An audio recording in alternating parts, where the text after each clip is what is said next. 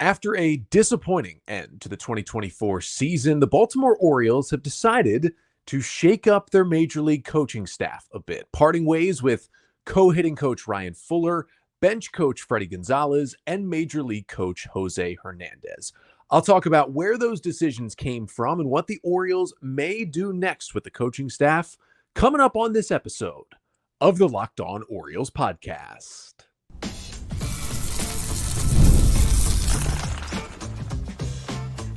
You are Locked On Orioles, your daily Baltimore Orioles podcast. Part of the Locked On Podcast Network, your team every day. Hey there, Orioles fans. Today is Monday, October 14th, 2024, and welcome back into the Locked On Orioles podcast, part of the Locked On Podcast Network, your team every day. As always, I'm your host, Connor Newcomb. And coming up on today's episode, we are going to break down the Orioles news from Friday. Bit of Friday news dump from the O's, but they have parted ways with three of their major league coaches. We will talk about the impact of letting go of all three of those guys and how the Orioles may kind of proceed as they move forward, and really more of, okay, what those three did and why the Orioles may have made those decisions that they did. But that's all coming up on this episode of the Locked On Orioles podcast, which is brought to you by FanDuel. You can start the season with a big return on FanDuel. Place your first $5 bet and you'll get started with $200 in bonus bets guaranteed. Just visit FanDuel.com to get started today. So something we talked about after the Orioles season obviously ended in disappointing fashion. They struggled in September. They were swept out of the wild card series in 2 games, scoring just 1 run in those 2 contests against the Kansas City Royals, who have seen their season end as well. We are now down to the championship series.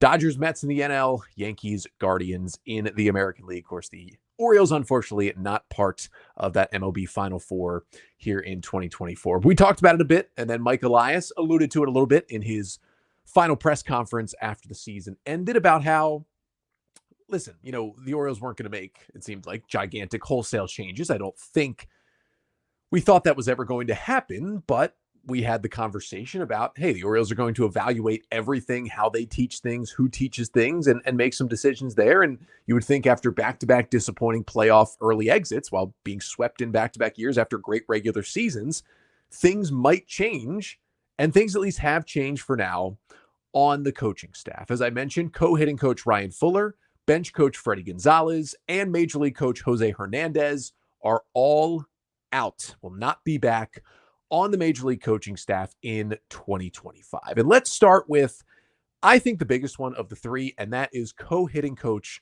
Ryan Fuller. Now, this was reported by multiple sources. Rock Kabako had it. Andy Koska of the Baltimore Banner had it on Friday morning. But I think the thing that made Fuller different from the other two is that the reporting around Ryan Fuller was this was more so Fuller's decision to leave the organization than it was the Orioles firing Fuller from his spot. And with him leaving, the initial shock made a little more sense when that was reported by Andy Koska over at the Banner. Now, Ryan Fuller has been the MLB co-hitting coach for the Orioles for the last 3 seasons, along with Matt Borg-Schulte. Got promoted to that role before the 2022 season after the Orioles fired their previous hitting coach in Don Long. And it looked like, along with Borg-Schulte, who they kind of plucked out of AAA in the twin system to join Fuller as co-hitting coaches on the staff, it had been overall working out really, really well. In the past 3 seasons combined, the Orioles 7th in baseball in WRC+, 8th in runs scored in that 3-year stretch. They have been, I really think across the board, since Fuller's taken this job, a top 10 offense in Major League Baseball. And that's really all you can ask for through that stretch. One of the most feared offensive teams that teams will take on. And the Orioles got even better as a whole this year. They were 3rd in WRC+. They were 4th in baseball in runs scored in 2024, but we know what happened down the stretch. They still finished 16th hitting with runners in scoring position. They were even worse in August and September, and injuries played a part. No Jordan Westberg, no Ramon Arias, no Ryan Mountcastle for a good chunk of that part of the season.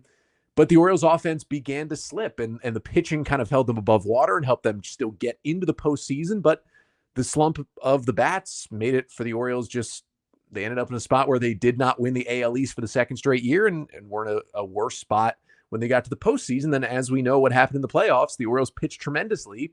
They gave up 3 runs in 2 games, but they scored just 1.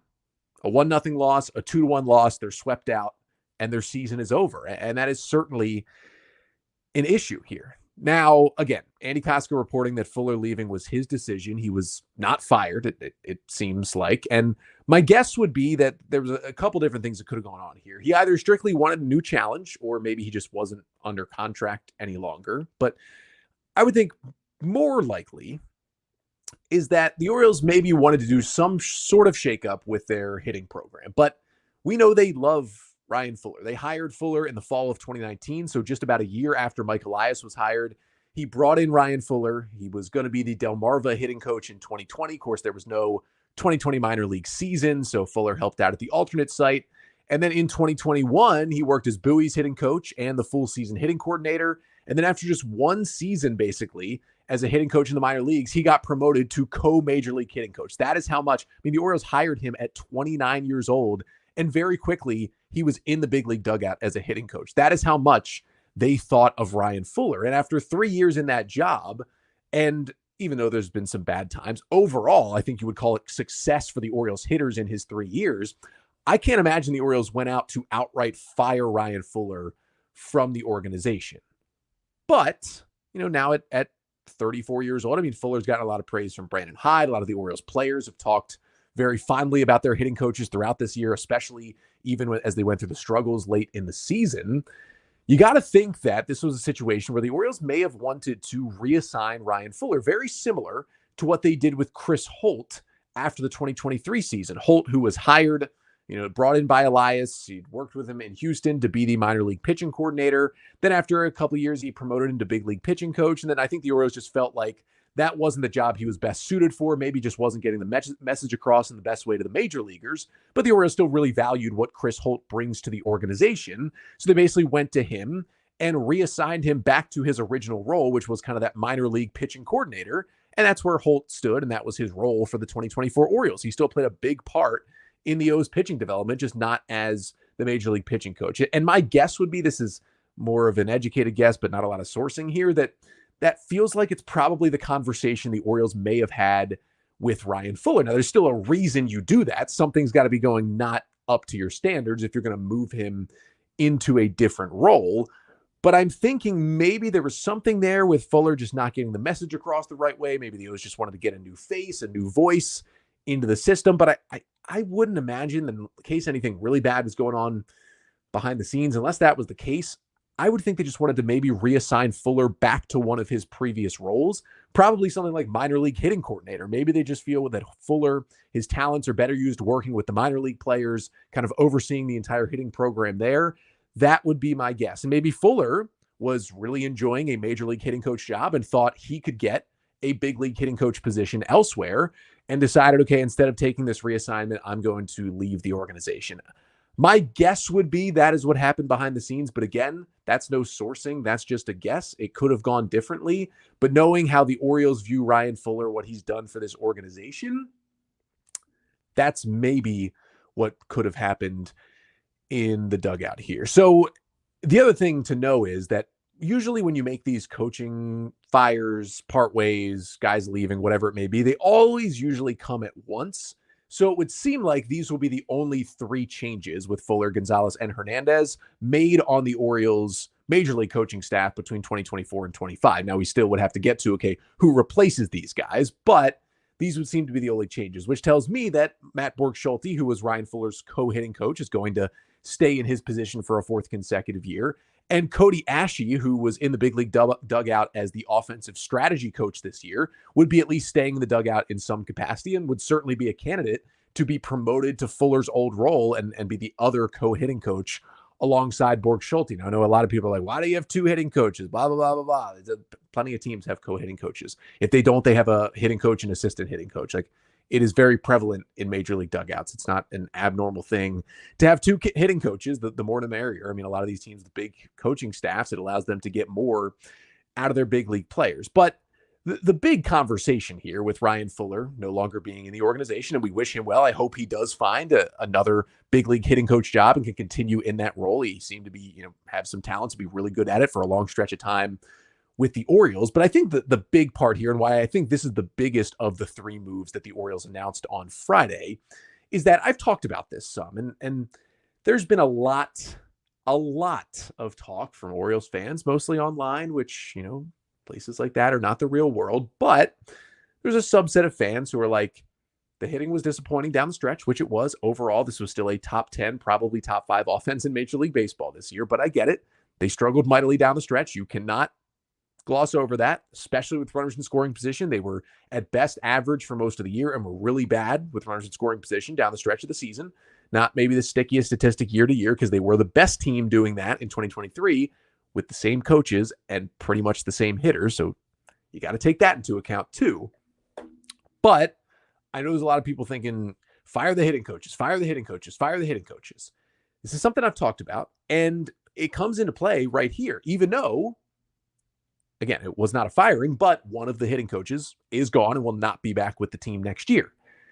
With Ryan Fuller not here, that does not mean that the Orioles are completely changing hitting philosophies. Even if they bring in a brand new voice to replace his position from outside the organization, that does not mean they're changing hitting philosophies. I've talked about it a lot. The Orioles are still going to go up there looking to do damage. And why wouldn't they? That is how you produce runs in Major League Baseball. Everybody's trying to hit the ball hard. That's not something crazy. Every single team is doing that. You hit the ball hard, good results come with it. But Elias talked about it. They're going to reevaluate everything, maybe make some tweaks on how things are taught. But this isn't going to be any kind of wholesale change to the hitting development program, whether at the minor or major league level. It might have just been they thought a fresh face could help out. Fuller wasn't doing the best job of getting the message across with the big leaguers, whatever it may be. Parting ways with a hitting coach is not going to change an entire organizational philosophy. The Orioles attack. They attack early. They look to drive the ball in the air. And it's something they teach from guys getting into the system in the FCL and Dominican Summer League all the way up through the big leagues, with all of those hitting coaches pretty much being on the same page, top down from Mike Elias and his staff as well. It's not like it was 15, 20 plus years ago in Major League Baseball, where the hitting coaches and the pitching coaches were these kind of veteran guys who came in, and every time you fired one, you brought in another, and he had his own philosophy. The philosophies come from the very top, the general manager and the front office down now. That is how it works for 95% of Major League Baseball teams, and pretty much all teams that have success, they do it this way, including the Orioles.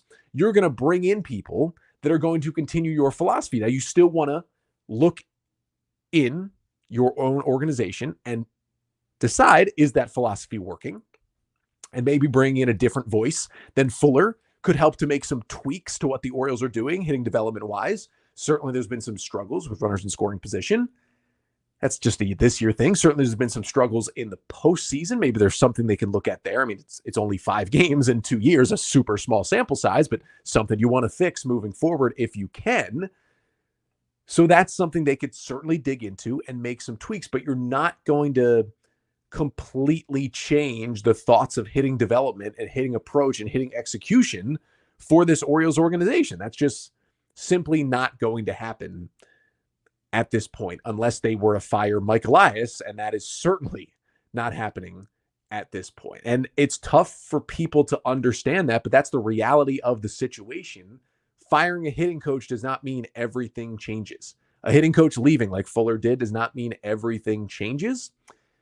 There was something there the Orioles wanted to tweak. They weren't in love with, it would seem, how he was doing the job. They're going to bring someone in to do it maybe a little bit differently, but it's still going to be the way the Orioles, Mike Elias, and the front office want it done, which means I don't think you're going to see the Orioles go up there next year and completely change everything and fill the team with slap hitters to left field and just try to avoid striking out at all costs and lay down bunts and run hit and runs all the time. And that's not going to happen.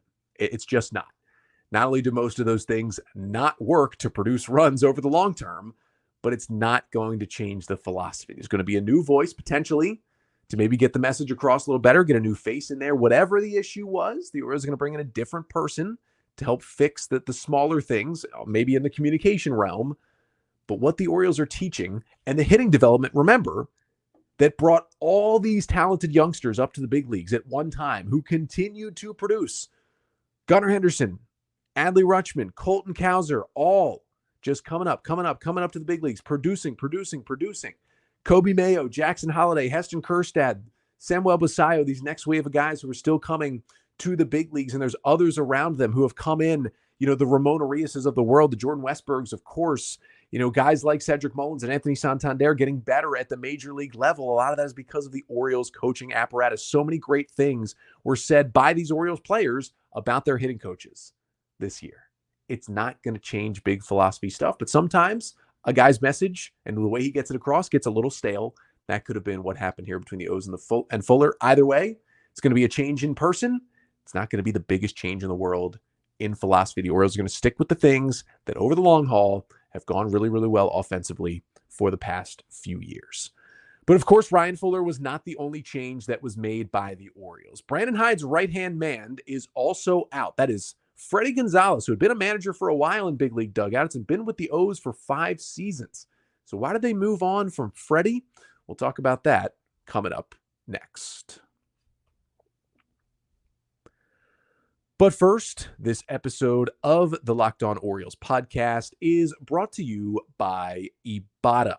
Listen, summertime is winding down, but in the fall, it's still barbecue season. It's also tailgate season as well. You can stock up on all your grilling favorites and earn cash back on every purchase when you use Ibotta. So you don't have to choose between burgers or hot dogs. You can get both of them.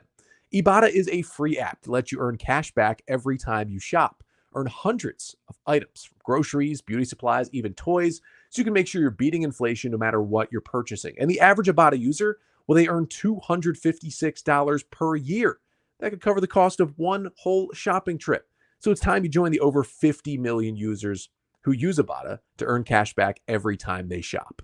And right now, Ibotta is offering our listeners $5 just for trying Ibotta by using the code LOCKEDONMLB when you register. Just go to the App Store or Google Play Store and download the free Ibotta app to start earning cash back and use code LOCKEDONMLB. That's IBOTTA in the Google Play or App Store and use code LOCKEDONMLB.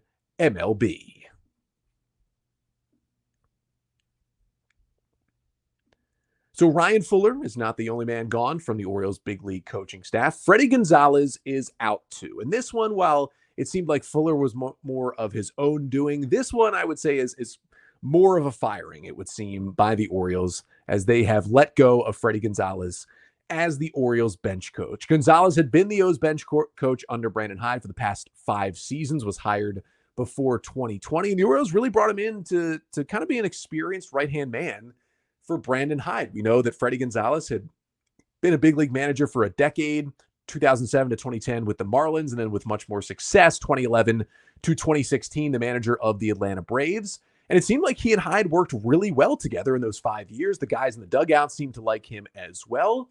But this could be a couple of reasons. Fredi is 60 years old, but he's still got years ahead of him and could be angling potentially for another managerial job.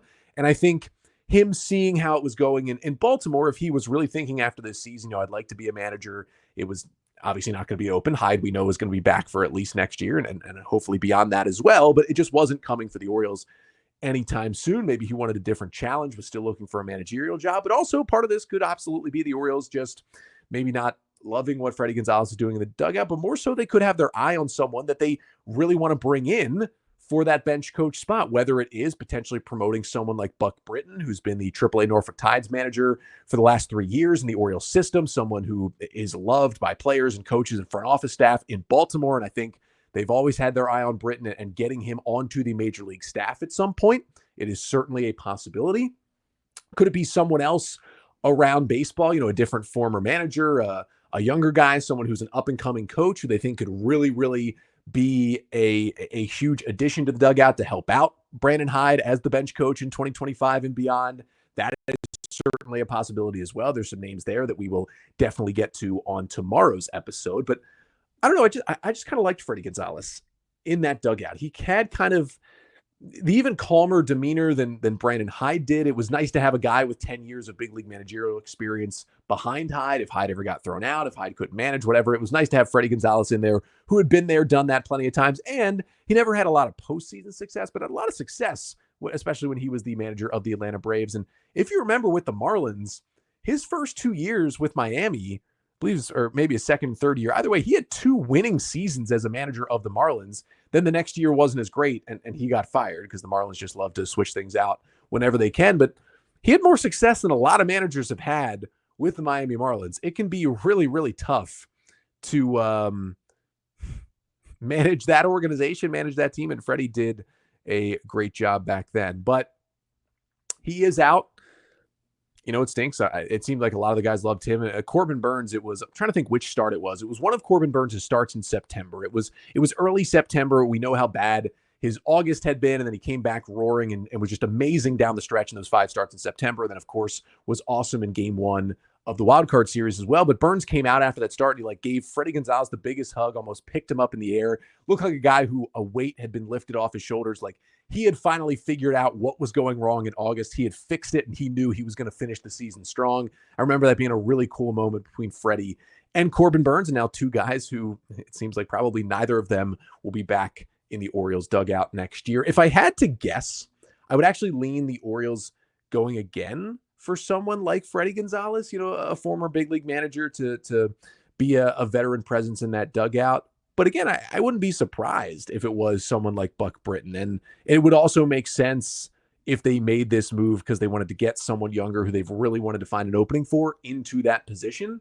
That would not surprise me in the least either. But the last move was one that's a little more under the radar, but I think a career in Baltimore that we got to celebrate. So that is José Hernández, who has been let go as one of the just kind of general major league coaches on this staff, and we will get to him to wrap up today's episode coming up next.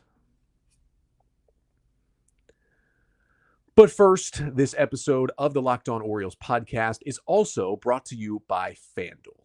Hey, NFL fans, you can start the season with a big return on FanDuel, America's #1 sportsbook. So when you get a hunch in the middle of the game, you can check out the latest stats, view live play-by-play, and so much more on the same page where you place your bets. And you'll get started with $200 in bonus bets guaranteed when you just place your first $5 bet. You go onto FanDuel, you look through that NFL schedule every week, and hey, got a little more time for this one until the Ravens game, Monday Night Football, Ravens and Buccaneers.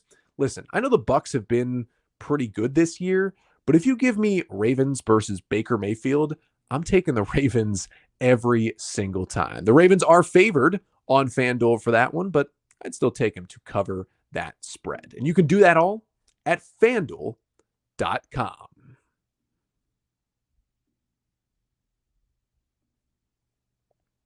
So one final coaching change to get to for this Orioles staff as we head into 2025 is the Orioles also let go of Major League coach José Hernandez. Now, Hernandez is kind of an interesting guy on the big league staff. Didn't have a exact role. He was just Major League coach. It's something we're seeing more and more in big league dugouts over the past few years. Just someone who you think is valuable to your team, to whatever role they may play. So you just call them, hey, Major League coach. Maybe they do a lot of different things for the big league dugout, for the players, for the fellow coaches. But Hernandez has kind of been in there, kind of flying under the radar a little bit in the O's dugout for a while. He's a former 15-year big leaguer. He was an NL All-Star in 2002. And there are not many people who have been in the Orioles organization for longer at this point than José Hernandez. The Orioles hired him as a coach in the then Gulf Coast League, now the Florida Complex League, back in 2010. He's one of the few holdovers from the Dan Duquette era. And really, now, am I doing this math right? Is he a Andy MacPhail holdover as well? Either way, I mean, José Hernandez has survived multiple regimes in Baltimore. And yeah, that's the Andy MacPhail era back in 2010. Yeah, I was just trying to do math in my head real fast. So he's been with 3 Orioles regimes in terms of front office. That's how well-liked he has been in this organization. Hired in the GCL, just moved up the ranks in the organization level to level ever since. And when the Orioles made their changes, bring in Mike Elias, bring in Brandon Hyde, he did not get rid of José Hernandez. In fact, he promoted him. He promoted him to the big league staff in 2019 to join Brandon Hyde. Now, it might have been kind of a savvy move back then to say, hey, you know, we're bringing in this new big league staff, this new big league manager. Let's get a guy up here who's been in our minor league system for 10 years. He is a holdover, kind of knows what goes on in Baltimore. Let's get him onto the big league staff to just help out Brandon Hyde. And maybe Elias saw it as a very short-term promotion when he did it.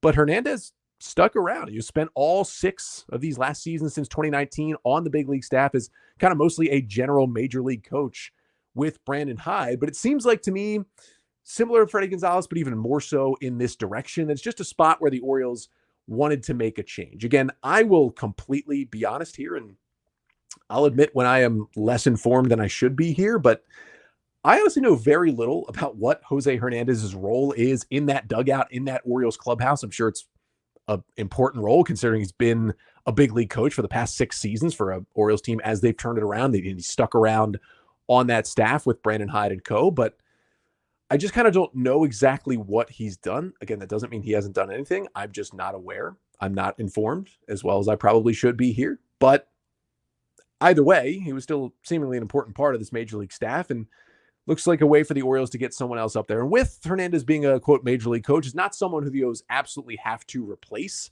So there's a chance that they've let go of 3 coaches. They could hire only 2 more new ones this offseason and go into 2025 like that. That is certainly possible. But also a major league coach opening really gives the Orioles some options if they do want to basically replace Hernandez's role for next year and beyond. And they could bring up anyone, from the minor league ranks who they really have their eye on, who could do something interesting, intriguing, give out, a newfound role on the big league coaching staff to someone, pull someone in from another organization, whatever it may be. It allows them to be creative with potentially bringing in another coach in that spot. But I wish José Hernández well if he wants to continue in the game. I believe he's in his mid-50s at this point and plenty of baseball ahead of him if he would like. And also, of course, wishing Fredi Gonzalez the best, especially if he does want to find another managerial role, and Ryan Fuller as well, as those would be 3 big pieces from the big league coaching staff let go by the Orioles. Of course, we could see some minor league coaches let go throughout the offseason at some point, but again, these major league coaching staff moves usually all come at once, so it would seem like that the rest of that staff, that's Matt Borg-Schulte and Cody Ashley on the hitting side, that is Ryan Klimek, and that is Drew French, and Mitch Plasmeyer on the pitching side for the Orioles. That is Tim Cousins in the bullpen. That would seem like those guys will be back with the Orioles. That's Anthony Sanders, Tony Mansolino, the base coaches as well. It would seem like the rest of them would be back on this big league staff for the O's next year as well. But even with all of them potentially back, as we talked about today, you've still got 3 openings on that big league staff. So tomorrow, let's take a look forward, right? These hires aren't going to be made just yet. The O's are going to be interviewing some candidates, but I'm going to give you a pretty exhaustive list and tell you why each of the guys I put on there could be candidates for an Orioles open hitting coach position, an Orioles open bench coach position, and an open major league coach position for the O's as well. We'll go through some interesting names on tomorrow's episode, the chances of someone like Buck Britton to be promoted into that role, the chances the Orioles could go out and get another veteran like a Joe Girardi type to come in and be Brandon Hyde's bench coach, the chances that maybe an old friend like Ryan Flaherty could fill that role as well. Could the Orioles promote some guys to the hitting coach job like a Sherman Johnson or a Brink Ambler or someone like that? We'll run through a lot of the intriguing names. That is coming up on tomorrow's episode. Until then, make sure to like, comment, and subscribe to the Locked On Orioles YouTube page as we roll on here. Still plenty of Orioles content coming your way in the offseason. Make sure to leave a 5-star rating and a review wherever you listen. Subscribe as well, whether it's Apple Podcasts or Spotify. And again, I'll be back tomorrow to give you some candidates for these open jobs on the Orioles big league coaching staff. But until then, I'm Connor Newcomb, and this has been the Locked On Orioles podcast, part of the Locked On Podcast Network. Your team every day.